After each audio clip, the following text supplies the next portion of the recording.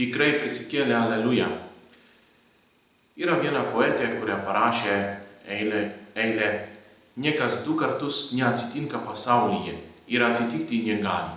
Tiesa, nes Dievas tik vieną kartą atėjęs į pasaulį mirė už visus žmonės ir prisikėlė.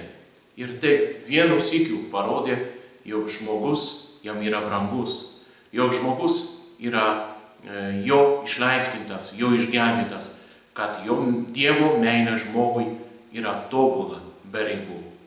Taigi, kaip pasakė Heraklitas senovėje, pantariai viskas plaukia, bet Dievas į tą, galim pasakyti, laiko nesikartojimą pastoviai įeina, kartoja savo žodį, kartoja savo žinią, kartoja tos priminimus, jog jis yra gyvas.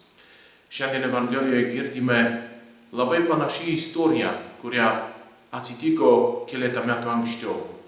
Jėzus Kristus ateina pas apaštalus, kurie visą naktį gaudavo žuvų ir nieko nepagavo.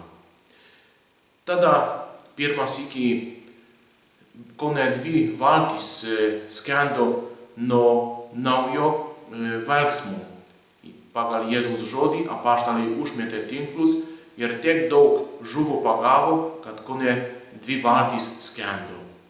Šis iki pagal Dievo žodį, pagal Jėzaus įsakymą apaštalai užmeta tinklą ir beveik trūkinėja tinklai dėl žuvų gausybės. Dievas kaip tada pašaukė apaštalus, kad taptų žvejais, žmonių žvejais, kad atvestų juos į tikėjimą pas Dievą. Taip ir šis iki apaštalai išgirdo tą liepimą, įvykdė Dievo liepimą, yra pakviesti į buvimą su juo, kartu su juo pusryčiauti. Ir per tos pusryčius Jėzus klausė Petrą, ar tu myli mane? Anas iki Petras išpažino savo tikėjimą, jog yra nevertas. Sako, Viešpatie, pasišalink nuo manęs, nes aš esu nuodėmingas, tu esi visagalis Dievas. Šis iki Jėzus įeina į priekį ir klausia Petrą, ar tu myli mane? Ir Petras išpažįsta, taip, aš myliu tave, Viešpatie, tu viską žinai, tu žinai, kad tave myliu. Matome, kad tikėjimas eina visada su meilė. Neįmanoma, kad kažkas tikėtų Dievu, pasitikėtų Dievu, tikėtų į Dievą, tikėtų, kad Dievas yra ir pasitikėtų Dievu ir tuo pačiu nemylėtų Dievu.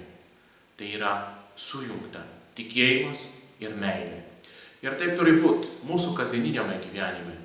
Jeigu kažkas iš mūsų džiaugiasi tuo, kad Jėzus Kristus prisikėlė, jeigu ir kartuojame žodį Alleluja, jeigu mes dalyvaujame Velykų dieną arba rezurekcijoje arba šventosiuose mišiose ir mes paskui namuose džiaugiamės kartu su artimaisiais prie stalo ir palaikome ir palaikome tą bendriją, mes taip pat laikomės visokiausių tradicijų, įpročių, yra visokiausių margučių, yra visokiausių tradicijų, bet jeigu mes Dievą nemylime, kas iš tų mūsų tuščių žodžių? Tai yra toks sausas deklaravimas, iš paskos kurio neeina nieko daugiau. Yra kaip balionas, tuščias, pripūstas oru, užtenka, kad atsitiks kažkokia nelaimė, tartum į tą balioną kažkoks spyglis pradurs tą balioną ir sprogsta. Taip pat ir tas mūsų tikėjimas tada yra toks tuščias. Todėl verta, kad ir tas Velykų laikotarpis ir pastovus kartojimas Jėzų pasirodymų apaštalams, visokiausių įrodymų laikas, jog Jėzus yra gyvas, paskatintų mūsų širdyse tą meilę, tą tikrą, gyvą, karštą meilę Dievui. Reikia iš paskos Petro kartoti Viešpačiui, taip, tu Viešpatie esi mano viešpats ir aš tave myliu. Nieko daugiau man nereikia. Tu esi tas viešpats, kuris viską žino, kuris viską gali, kuris yra gyvas, kurio verta pasitikėti. Taip pat ir verta pastebėti, jog šventas Petras 3 kartus Jėzaus Kristus buvo paklaustas, ar myli mane daugiau negu kiti žmonės. Petras 3 kartus įsižadėjo Jėzaus Kristaus.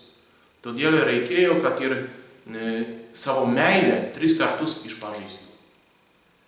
Taigi Petras iš paskos jo ir mes turime, kaip nusidėsime, kai įsižadėsime Jėzaus Kristaus, kai padarysime kažką blogą, reikia, kad mes vėl garsiai, tvirtai pasakytume: taip, Jėzau, aš myliu tave, tu viską žinai. Nors esu silpnas, nors esu nuodėmingas, nors nesu ištvermingas, aš tave myliu. Taip pat ir Petras gavo šiandien, kaip girdėjome Evangelijoje, tą liepimą. Ar myli daugiau negu kiti?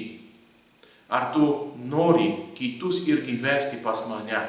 Ar tu priimsi tą atsakomybę už visus tikinčiuosius? Petras gavo neįprastą pašaukimą. Ne kartą Jėzus pasakė jam: ganyk mano avis.